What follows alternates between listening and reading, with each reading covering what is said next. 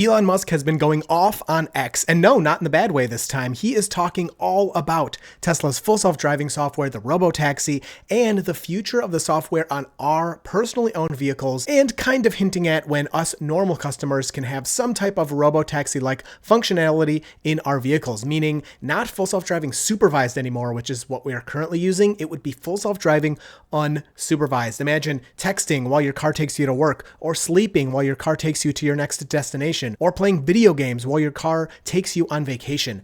The future is going to be super exciting, and it looks like after years and years of promises and missing deadlines, we may finally be getting there. You want a brand new Tesla, Rivian, Lucid, or $50,000 cash while also doing something good? It's the 11th annual Tesla raffle from Hessid Chicago, and the prize pool this year is insane. Buy 2 or more tickets before July 10th, and you're also entered to win a bottle of Tesla tequila. Yep, that's $1,600. Only 9,999 tickets will be sold, and every ticket supports families in crisis, so it's a win-win. Just go to ccraffle.com, that's ccraffle.com,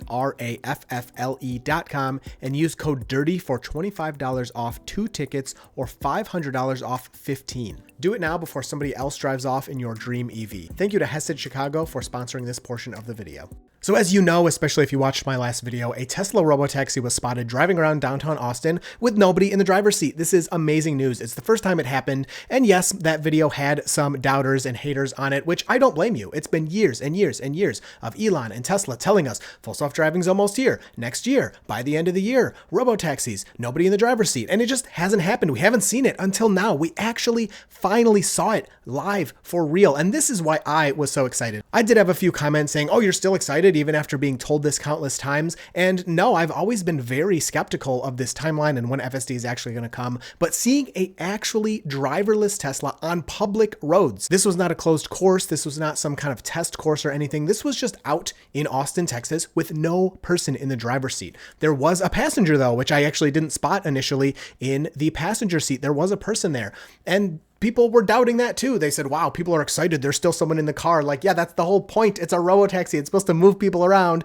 without needing a human to control the car. The other point I want to mention really quick before we get into the X stuff is people were talking about the car being remotely driven or remotely monitored by Tesla. Number one, you can't really remotely drive a vehicle in that sense because the delay between what you see and the inputs that you give would be far too long, especially on a normal LTE connection that you'd be using to control this car. The delay would be hundreds of milliseconds, meaning, if you had to emergency brake, you would be way too late by trying to monitor it over a video feed. Now, I'm sure there is remote monitoring, especially for the first couple of vehicles that Tesla is doing this with. But even over time, in 10 years from now, when every car, is driverless and driving around autonomously, there will be some type of monitoring happening. Waymo does this today with their vehicles. It doesn't mean that they're watching every car all the time and controlling them in real time. It means that as the car is driving around, there's just somebody there in case the car gets stuck or gets some kind of error. They can check on the vehicle and say, yo, what's going on? And then they can either remotely tell it, hey, I can see from the camera angles, there's actually nothing in your way, even though you thought there was, so go ahead and proceed.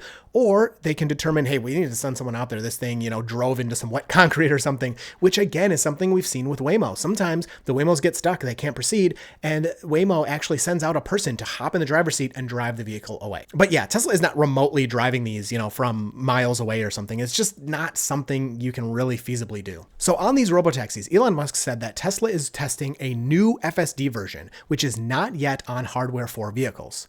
It will merge into the main branch soon and reach customer vehicles. Unfortunately, he's saying within the next few months, which even when Elon says something is coming in 2 weeks, we know it takes much longer than that. So the timeline I would expect when I hear something like this is end of the year, especially think something like the holiday update where we get these big, huge pushes.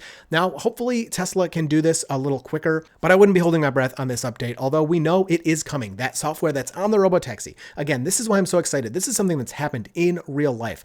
That software is out there. It's functioning in the public with no one in the driver's seat. It is coming to our cars eventually. It is a more advanced model in alpha stage that has 4 times the parameters, but still requires a lot of polishing. So probably ready for deployment in a few months to the public. Does that mean that this thing that's requiring more polishing is what's on the Robotaxi driving around driverless right now? That's kind of an interesting thought. But again, because these vehicles are geofenced, which again is so funny in the context of Tesla, Tesla can polish these things for that local area, make everything work really, really well in a smaller area and not have to worry about that overall polishing that you would need for something that's going to thousands of vehicles or hundreds of thousands of vehicles all throughout the United States that's going to be used everywhere, where you're not specifically controlling for smaller areas. Now, what I find interesting about these comments is in the full self-driving release notes, we've had a section in here, upcoming improvements, and this area is getting on like a year old or something at this point.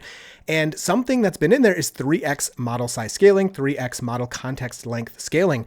And again, that's almost a year that's been in these release notes that we still don't have. So I would assume that all of these things are implemented in the Robotaxi code. Now, in these upcoming improvements, if you have a Cybertruck, there's a couple extra because Cybertruck is still missing some things.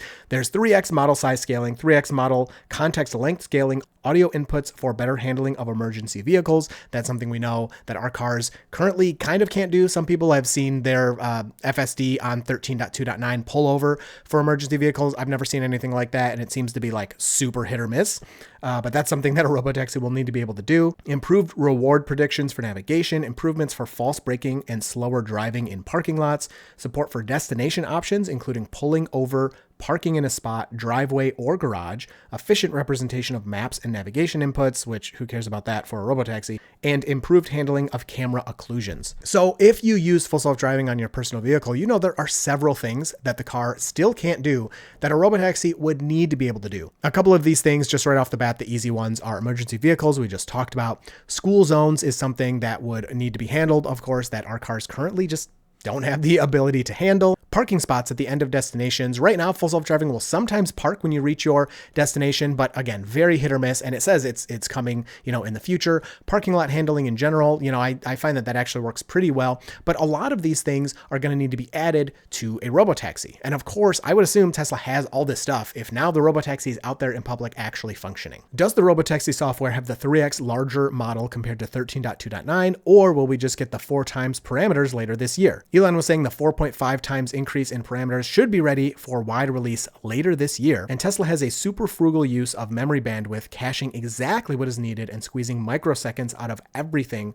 which is needed to maintain the frame rate. The entire system needs to be retrained. Now, Tesla has been building up their training computers. They have tons of NVIDIA chips. They also have Dojo running over there, which Elon said if Dojo's better than NVIDIA, then they will start to switch to that. But as long as NVIDIA kind of is the master of all of these things with the best GPUs in the world, Tesla's going to keep buying from NVIDIA as much as they need to keep training all of this. Now, this was not mentioned at all in any of these conversations, but it does make me think of Hardware 5. So Hardware 4 is, getting a couple of years old now. There's nothing too wrong with that, especially again, because this Robotaxi that was spotted in public is just a Model Y off the production line. There's nothing special, nothing modified about it besides the sticker on the side. Some people were making jokes that, oh, it's modified because you put a sticker on it. But in terms of the hardware, it is the same Model Y that I own that you could just go to Tesla and buy today. It's the same thing. They didn't add anything extra to make this work as a Robotaxi. So if Tesla is being super frugal with their memory bandwidth and the caching, it kind of makes me think of how Hardware 3 can't have all the same updates that Hardware 4 gets because the computer just is not powerful enough. Tesla may be running into that situation again already with Hardware 4. And again, the good news is the vehicle out there working as a Robotaxi right now in the public is a Hardware 4 vehicle. So that's good news. But Hardware 5, according to older timelines, this is from a long time ago, so of course things change. Hardware 5 could be around the corner at the end of the year, or I would bet that we will see Hardware 5 by the end of 2026. Probably sooner than that, but that's my guess. Automakers keep being told that this isn't real, or if it is, all they have to do is buy some hardware from NVIDIA, and then they can also do the same thing, have full self-driving in all of their vehicles. Elon said that as Tesla Robotaxis become widespread and their other solutions don't work, they will naturally turn to Tesla. In the past, Elon has talked about how other vehicle manufacturers have talked with Tesla about licensing full self-driving. This is a way that someone like Ford or GM could get full self-driving on their cars without having to do a huge investment in how to make it work or what hardware to use or anything. This other OEM, whoever it is, would just pay Tesla. Tesla would implement full self-driving on the other OEM's vehicles, however Tesla sees fit to do that. And that other company now has full self-driving cars that they can advertise or whatever. Now, I have always been very skeptical of this claim, especially because today still, if you look at the Cybertruck, its FSD is nowhere near as good as a Model Y or a Model 3. So if Tesla can barely implement it on their own vehicle, how are they going to so simply and easily implement it on another OEM? Now, of course, Tesla would eventually be able to do this, but I just don't think it's as simple as Elon is leading on here. The Cybertruck is still driving over lane lines. It can't even stay centered in its lane on the latest version of full self-driving. On top of that, Cybertruck is still missing full self-driving features that the Model Y and Model 3, which cost half the price, have. Elon is also claiming that Tesla AI and autopilot could probably beat the best humans around a track already today. And eventually it won't really be a contest at all. Human reflexes cannot match machines, which of course eventually it seems like this is inevitable if you do get full self-driving cars. But the fact that Elon thinks today, if the vehicles of course programmed in that way, could beat human drivers around a racetrack, that is crazy. I mean, that seems really far-fetched to me, but of course, the vehicles we have right now are not going to be programmed in the way to drive around a racetrack. They are going very slowly and calmly. So it's not something that we're going to experience, but I thought it was a very interesting comment from him. So when are the first public rides of these robotaxis, that are already driving around Austin, Texas? Tentatively June 22nd. Tesla is being super safe, super careful here. They're going to roll out very slowly. And I think this is good. It doesn't matter, right? If the first public robotaxi ride is June 22nd or July 22nd at this point, it's happening. We can see it happening. It might be later than Elon is thinking, but we're going to get there. And once this rolls out and you have these Tesla robotaxis driving around Austin, Texas, 2 of them, 3 of them, 10 of them, whatever, and they're not having any issues. And Tesla doubles that. Now they have 20 of them. And Tesla doubles that. Now they have 40 of them. And Tesla keeps seeing that these vehicles have no issues. They don't need to intervene very much. They don't need to help them. The remote monitors are not doing much. They could just keep piling on the cars pretty much limitlessly. Tesla's production is one of their biggest strengths. Tesla is making hundreds of Model Y a day, all of them capable of the same thing we've seen with this one robotaxi Model Y.